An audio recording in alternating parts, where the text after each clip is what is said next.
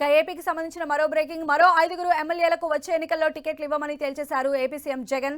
తాడేపల్లిలో ఎమ్మెల్యేలు జ్యోతుల చంటిబాబు, పర్వత ప్రసాద్, పెండం దొరబాబు, ఎలీజా, బాలరాజుతో భేటీ అయిన జగన్ వారితో విడివిడిగా మాట్లాడారు. 5 ఎమ్మెల్యేలకు ఎందుకు టికెట్లు ఇవ్వటం లేదో చెప్పిన ఆయన భవిష్యత్తులో మంచి పదవులు ఇస్తానని హామీ ఇచ్చినట్లు తెలుస్తోంది.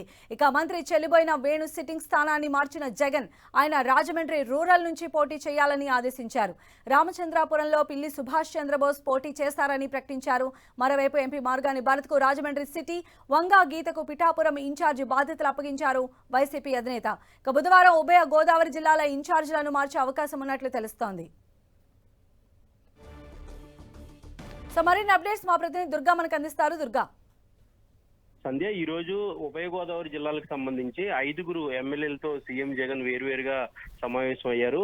జగ్గంపేట ఎమ్మెల్యే జ్యోతుల చంటిబాబు, పిఠాపురం ఎమ్మెల్యే పెండం దొరబాబు, అలాగే ప్రతిపాడు ఎమ్మెల్యే పర్వత ప్రసాద్ తో పాటు చింతలపూడి ఎమ్మెల్యే ఎలీజా, అదేవిధంగా పోలవరం ఎమ్మెల్యే తెల్లం బాలరాజు, ఈ 5తో సీఎం జగన్ వేరువేరుగా సమావేశం అయ్యారు. ఈ రోజు తాడేపల్లికి రావాలని ముందుగానే సమాచారం ఇచ్చిన తర్వాత వాళ్ళంతా కూడా తాడేపల్లి క్యాంపు కార్యాలయానికి వచ్చారు. సీఎం జగన్ వేరువేరుగా కలిసి వచ్చే ఎన్నికల్లో వారికి టికెట్ ఇవ్వట్లేదనే విషయాన్ని సీఎం జగన్ నేరుగా వాళ్ళకి చెప్పడం జరిగింది. ఇప్పటికే అధిష్టానానికి సంబంధించి కీలక నేతలు, ముఖ్యంగా రీజనల్ కోఆర్డినేటర్ గా ఉన్నటువంటి మిథున్ రెడ్డి ఆల్రెడీ వాళ్ళతో అనేక సార్లు సంప్రదింపులు జరిపారు. ఎందుకు టికెట్ ఇవ్వట్లేదనే అంశానికి సంబంధించి వాళ్ళకి నచ్చజెప్పినటువంటి ప్రయత్నం చేశారు. అయితే ఫైనల్ గా సీఎం జగన్ వద్దకు ఈ రోజు వచ్చిన తర్వాత సీఎంఏ నేరుగా వాళ్ళకి ఎందుకు ఇవ్వలేని పరిస్థితి వచ్చిందనే దానికి సంబంధించి పూర్తిగా వివరించారు. అంతేకాకుండా టికెట్ అనేది లేకపోతే పక్కన పెట్టినట్టు కాదు, రానున్న రోజుల్లో పొలిటికల్ గా మంచి భవిష్యత్తు కూడా ఉంటుందంటూ కూడా సీఎం జగన్ వాళ్ళకి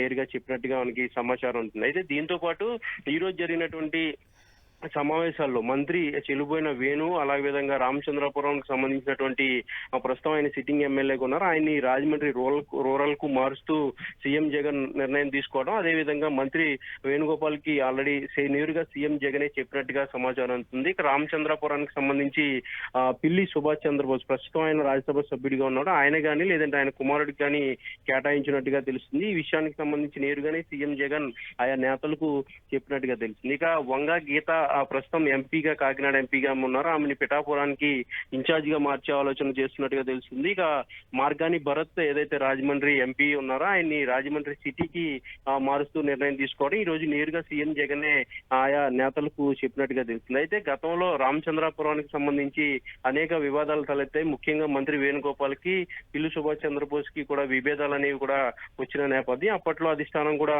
జోక్యం చేసుకోవడం, వరుసగా వాళ్ళిద్దరినీ కూడా సర్ది చెప్పినటువంటి ప్రయత్నం కూడా చేశారు. అయితే అప్పటి నుంచి కూడా పూర్తిగా పిల్లి సుభాష్ చంద్రబోస్ వేణువుకు కనుక టికెట్ ఇస్తే నేను పార్టీ నుంచి బయటకు వెళ్ళిపోతానంటూ కూడా తేల్చి చెప్పిన నేపథ్యం. ఇప్పుడు తాజాగా ఈ వ్యవహారానికి పూర్తిగా పులి స్టాప్ పడిందని చెప్పాలి.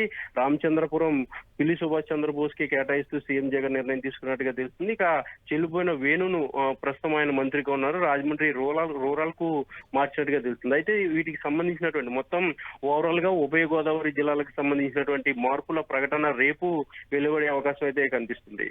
రైట్ దుర్గా.